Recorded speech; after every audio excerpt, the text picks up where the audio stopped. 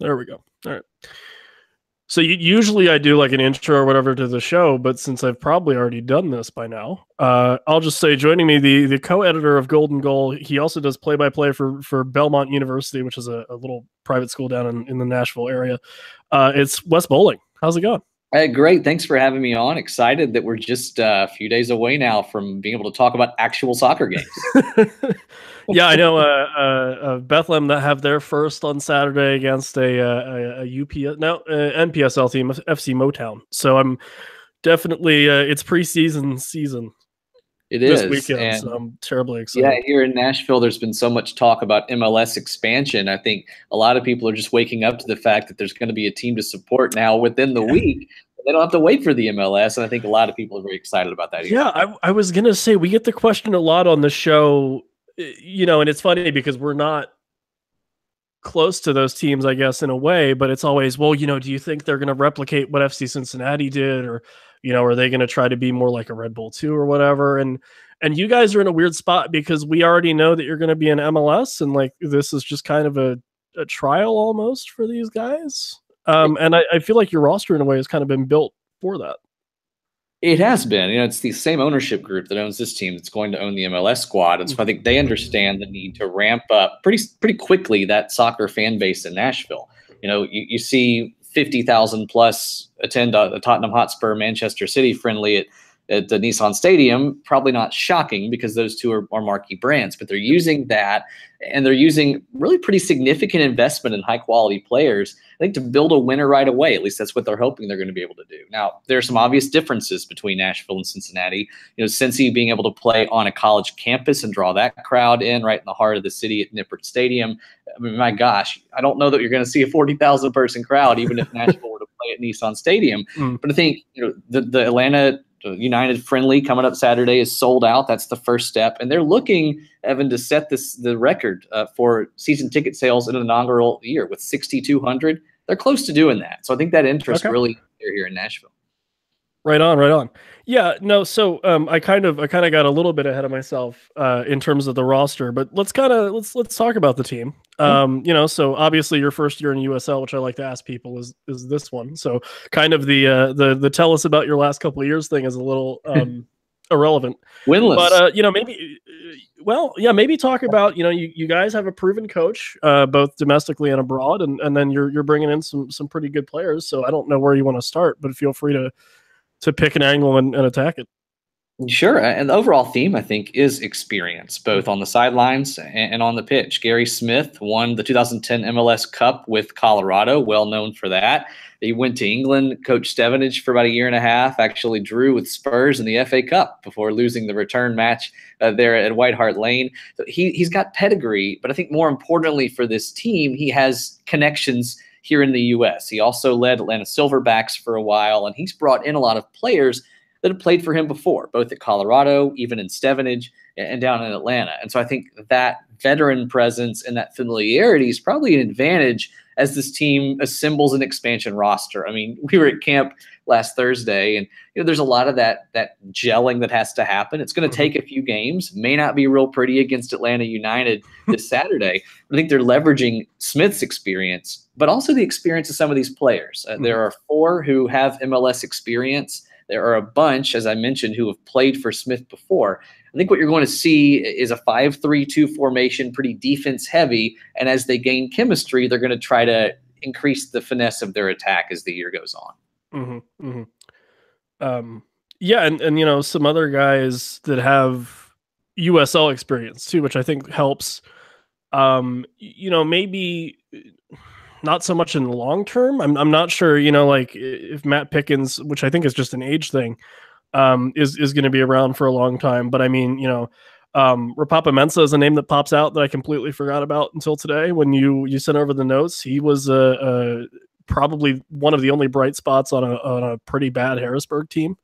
Yeah. And then Kimura from the Rapids. You have London Woodbury of all people showing up. So it's an interesting mix. Taylor Washington, Liba Maloto. It's a really interesting blend of guys that have USL experience, and it almost feels like you're a 2 team in that way, and that you're kind of giving guys a a year to see if they can excel at a USL level, and then maybe see what they have at the MLS level. And then some guys that have just kind of been in MLS and are looking for homes, and they've popped up here in Nashville. That's big. Yeah, I think that if you look at the keeper situation, that in a lot of ways is a good example where you've got a guy in Matt Pickens who has played for Colorado, won an MLS Cup there, been in Tampa Bay and been great recently. But then CJ Cochran comes in under him, who could be starting for almost anybody in the USL.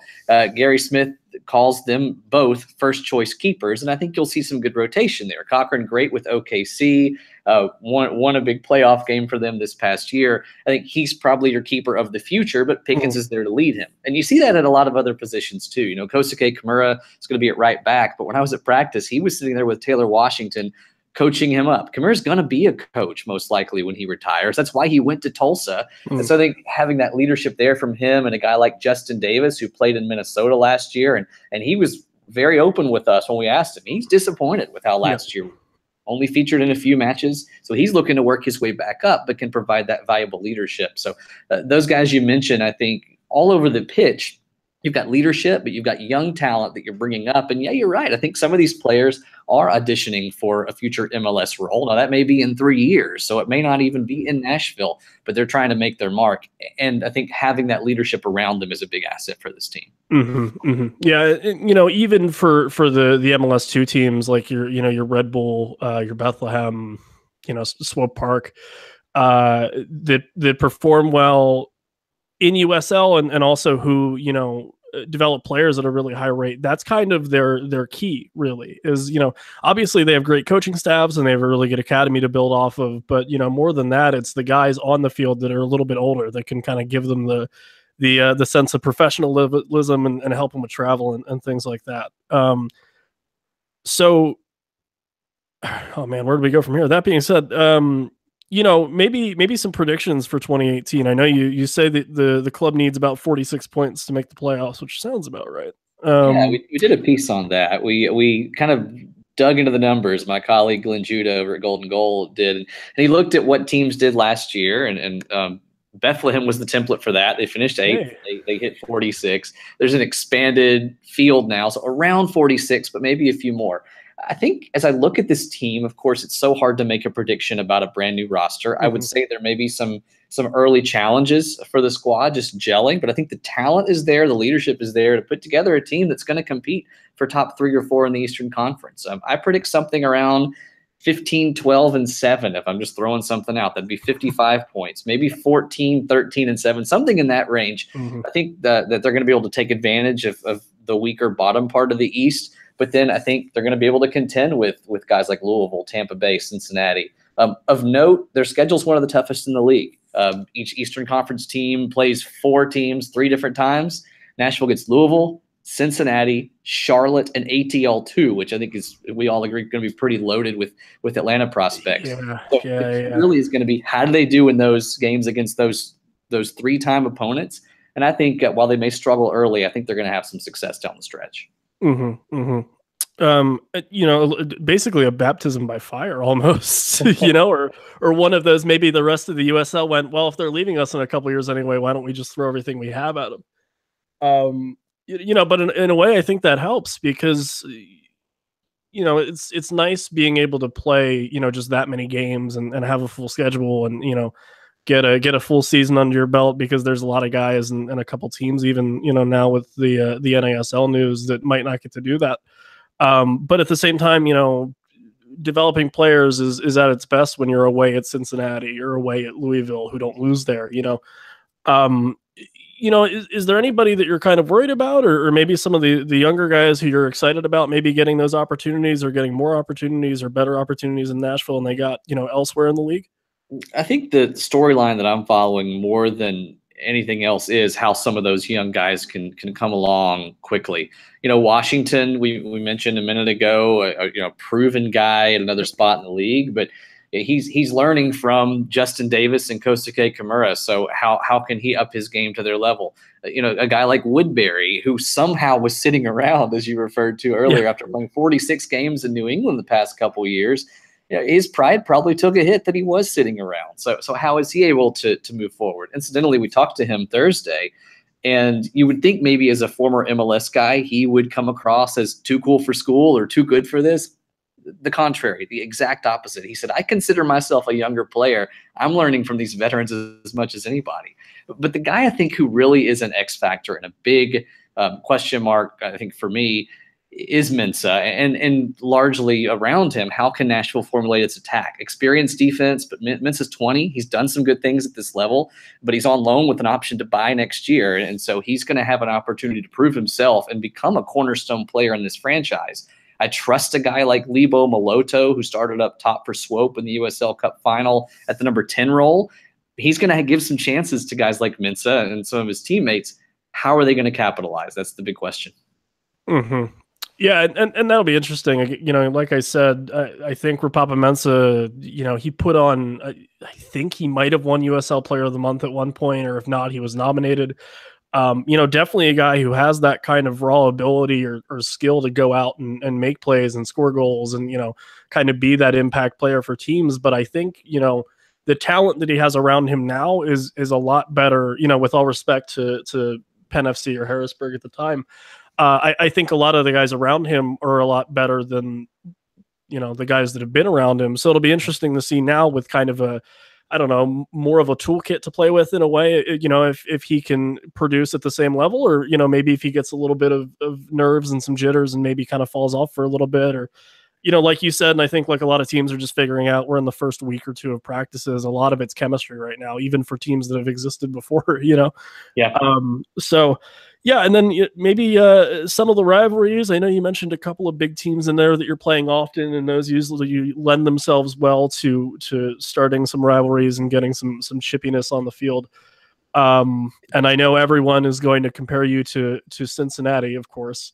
Sure. And then maybe a little more realistically Atlanta, but those are your two benchmarks, I guess.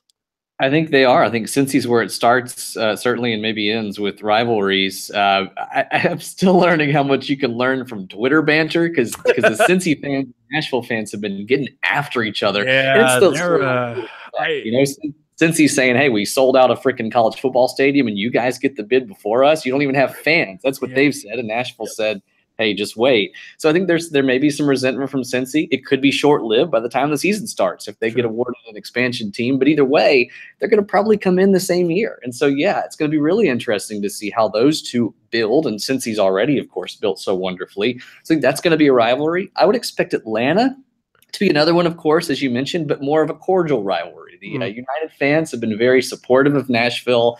It's kind of this Southern hospitality thing, but just like in the South here, we talk a lot behind each other's backs and pretend to be nice to each other. Sure. So I think, you know, there's going to be some good rivalry there and two teams trying to beat each other. And then I think as you look at a team to emulate who's just 2.5 hours up I-65, look at Louisville. Look at the success they've had, even down similarities down to the fact that both teams play in a baseball stadium for now. I think Nashville has worked closely with Louisville to get this thing ramped up and would like to emulate the success that they've enjoyed. Yeah, definitely. And, you know, we're in a weird spot, I think, as media that cover USL, because we're all very cordial and try to help each other out as much as we can, I think. But there's still some banter even between different media people and markets. And, you know, it's always a little bit fun to kind of rag on the Cincy guys for not accomplishing a whole lot in the playoffs, even though they've, you know, made a big run in the US Open Cup and everything like that. Now, that being said, I just curious, you know, I would be, you know, lamented and probably people would try to have my head if I didn't bring up the old guard teams. You're not around a lot of them. I think geographically, maybe Richmond might be the closest, but, you know, obviously Charleston as well. Yeah. You know, kind of what are the thoughts in terms of helping the USL develop into the league that it is now or hopes to be, you know, with Division III coming as well? And then at the same time, maybe kind of being referential towards those teams that have been there since, you know, 96 or 99 or what have you. I think it's big. I think any progress the league makes needs to include those teams. You know, Charleston finished second a year ago, had a great season, and I think is looking to do, you know, some things again, although they may have lost some talented players. Of course, Rochester is a very sad story, and we all hope they get back. You know, a good Rochester is good for the league, and so I think there is a lot of respect that teams like Nashville need to have. And as the game expands into Birmingham and Memphis in coming years, and there are budding traditions there, those rivalries will be fun.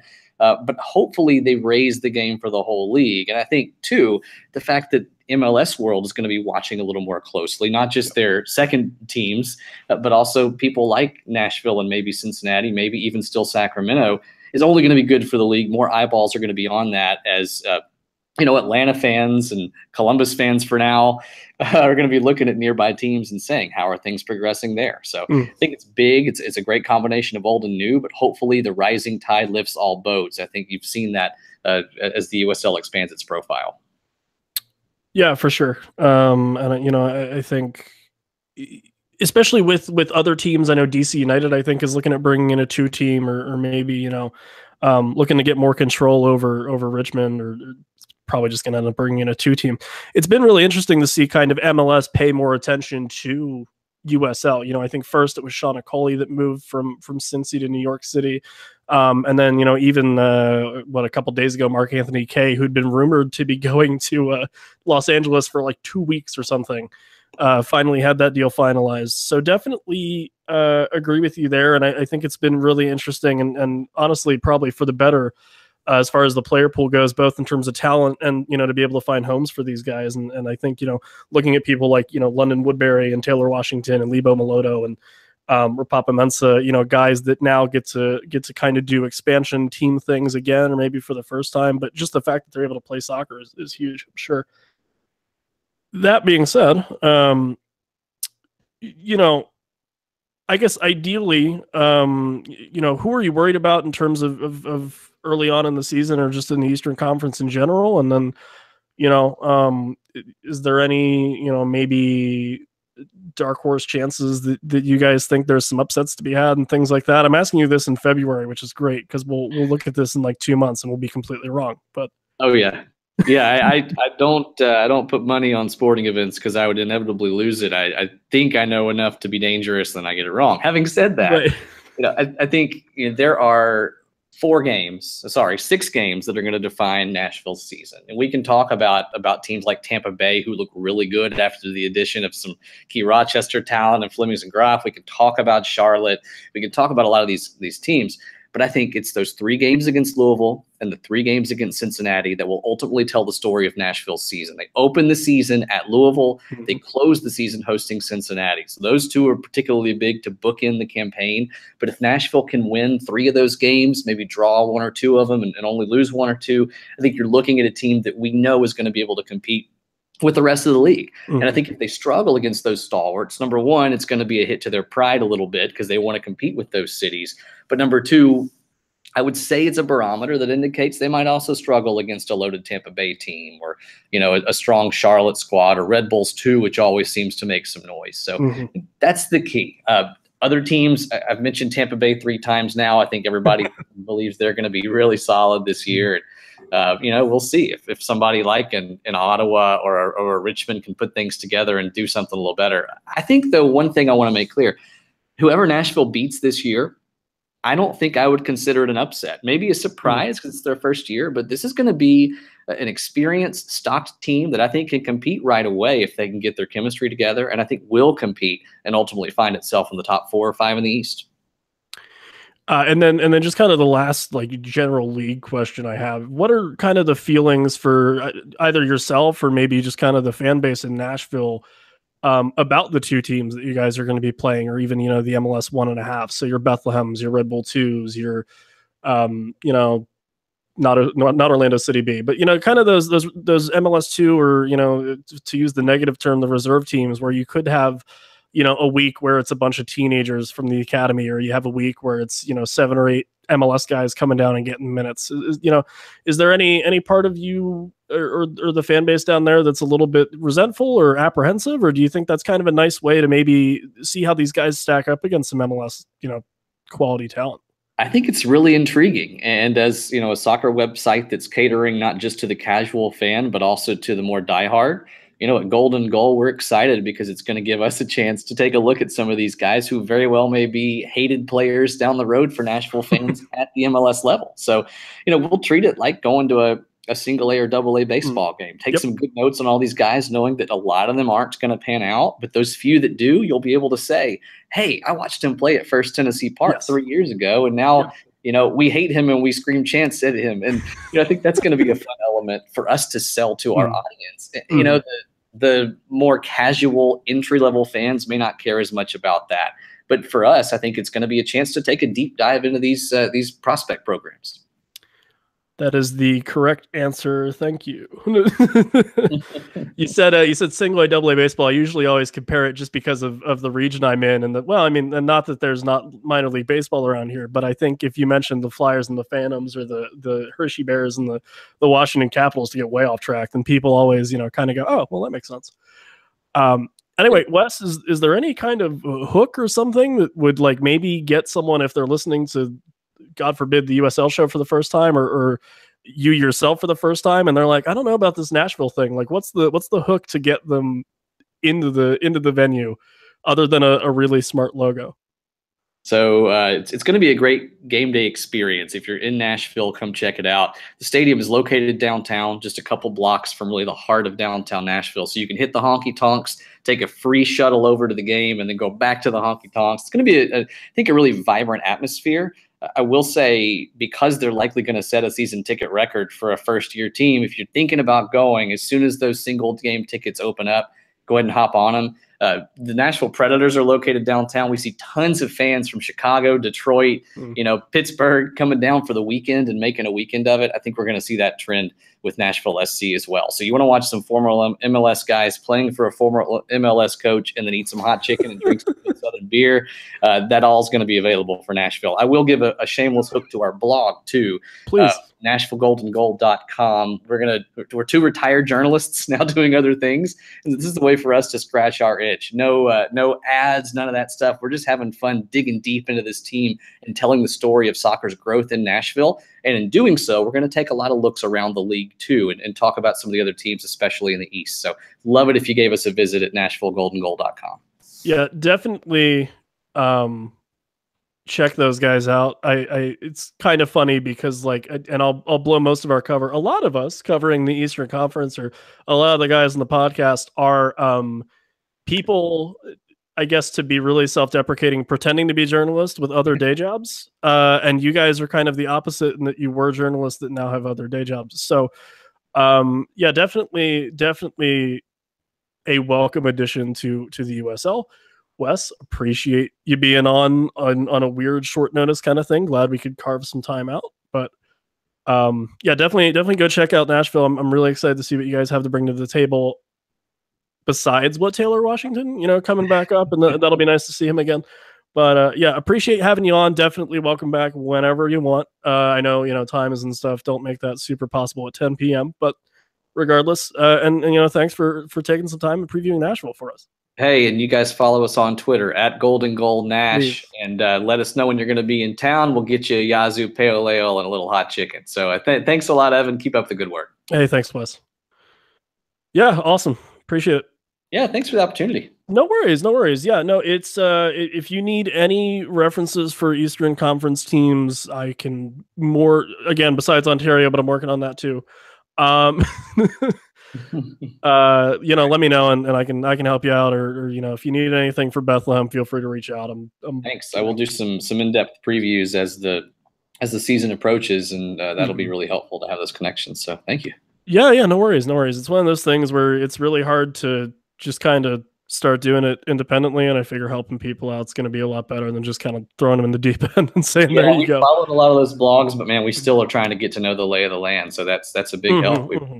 Yeah, no, it's one of those things where I had to do it in 2015, and luckily the first team we played was Cincinnati, so I got in touch with Cincy Soccer Talk, and there's another guy, Michael Walker, who does really good print stuff out there, who used to be on CST's staff. But it was one of those things where they were the first team, so I've always kind of had them as a bit of a crutch, and then from there you just kind of go out and figure out who's doing what and going from there.